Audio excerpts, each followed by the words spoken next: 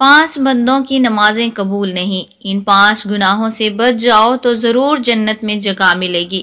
حضرت علی رضی اللہ عنہ نے فرمایا کہ میں نے رسول اللہ صلی اللہ علیہ وسلم سے سنا ہے کہ 5 لوگ ایسے ہیں کہ جو پکے نمازی ہوں گے لیکن ان کی نہ کوئی نماز قبول ہوگی اور نہ ہی۔ ایک بندہ امیر المومنین حضرت سیدنا علی رضی اللہ عنہ کے پاس حاضر ہوا۔ اس نے حضرت علی کو سلام کیا، آپ نے اس کا جواب دیا۔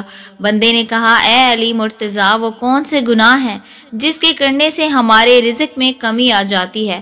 اس بندے کی بات سن کر سیدنا علی نے ایک حدیث پاک بیان کرتے ہوئے فرمایا کہ 5 ایسے گناہ ہیں جن کے کرنے سے اللہ تعالیٰ بندے کے رزق میں کمی کے ساتھ ساتھ اس کو دنیا و آخرت کا عذاب بھی دے دیتا ہے۔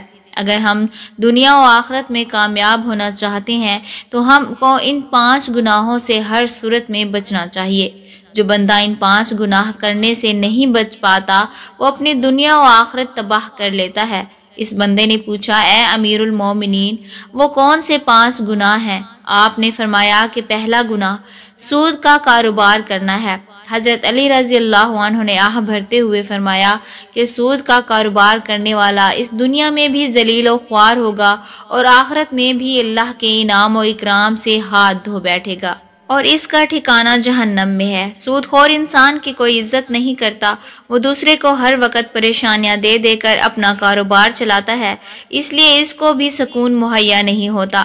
سود خور کی جب موت ہوگی، اس کو قبر میں دفن کیا جائے گا تو بچھو سانپ اس کا چہرہ نوچ دیں گے اور اس کی شکل و صورت تبدیل ہو جائے گی۔ آپ نے ایک سود خور کی بات بتاتے ہوئے فرمایا کہ ایک سود کا کاروبار کرنے والا کسی جگہ سے گر کر مر گیا۔ اس کے گھر والے بہت غم زدہ ہوئے۔ ایک رات بیٹے نے اپنے باپ کو خواب میں دیکھ کہا۔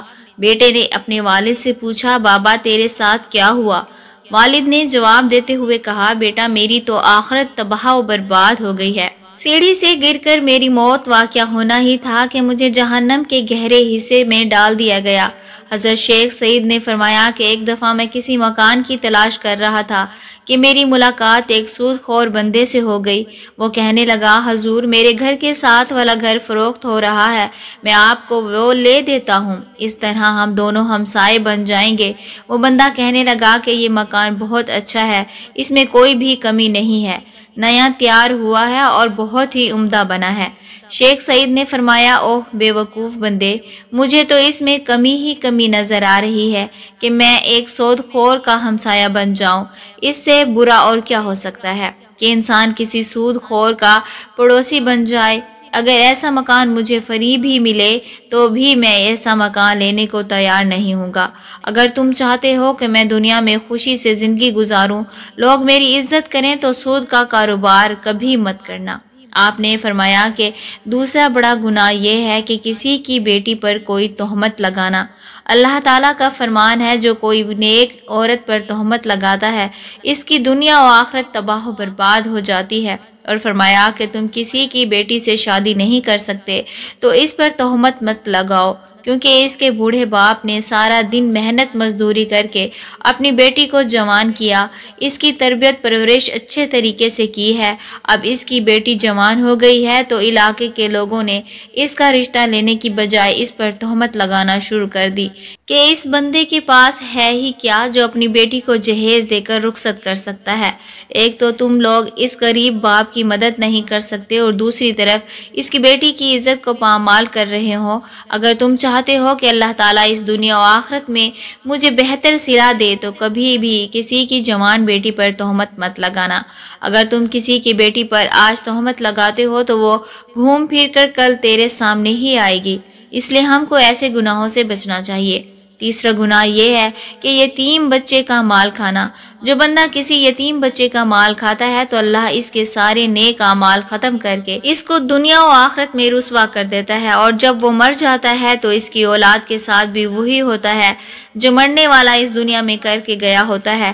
ہمیں چاہیے کہ یتیم بچے کے سر پر ہاتھ رکھیں کہ بیٹا فکر مت کرو، جس چیز کی ضرورت ہو مجھ سے لے لینا۔ ہمارے نبی کریم صلی اللہ علیہ وسلم نے فرمایا کہ قیامت کے دن میں اور یتیم کی کفالت کرنے والا ایسے ہوں گے جیسے ہاتھ کی 2 انگلیاں قریب قریب ہوتی ہیں۔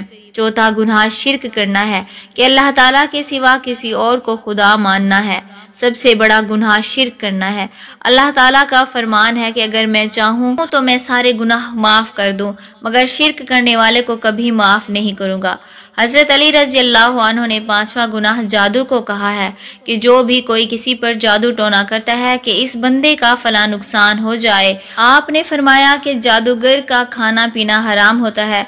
जादूगर के बारे में बयान करते हुए आपने यहाँ तक फरमा दिया है कि जादूगर दायरा इस्लाम से फारिग हो जाता है, वो कुफर करता है। जादूगर अगर किसी पर जादू करता है तो वो एक ना एक दिन घूम फिर कर जादूगर पर उलट पड़ जाता है। अगर आप दुनिया और आखिरत को बेहतर बनाना चाहते हो तो ऐसा खतरनाक गुनाह कभी ना करना। ये 5 गुनाह ऐसे गुनाह हैं जिसके करने से इंसान अपने अल्लाह ताला को नाराज कर लेता है। जब अल्लाह ताला नाराज हो जाता है तो इस बंदे की दुनिया में इज्जत नहीं रहती, वो जलीलो ख्वार होकर रह जाता है और इन गुनाहों को करने वाले का अंजाम जहन्नम है। हमें चाहिए कि हम ऐसे गुनाहों से दूर रहें ताकि अल्लाह ताला हम पर अपना करम नाजिल फरमाए। अल्लाह ताला से दुआ है कि हमको इन 5 गुनाहों से दूर रहने की तौफीक अता फरमाए और हमारे कबीरा सगीरा गुनाह माफ़ फरमाए। आमीन या रब्बुल आलमीन। मुअज़्ज़िज़ नाज़रीन, कमेंट बॉक्स में अल्लाह ताला के 99 नामों में से एक नाम ज़रूर टाइप करें।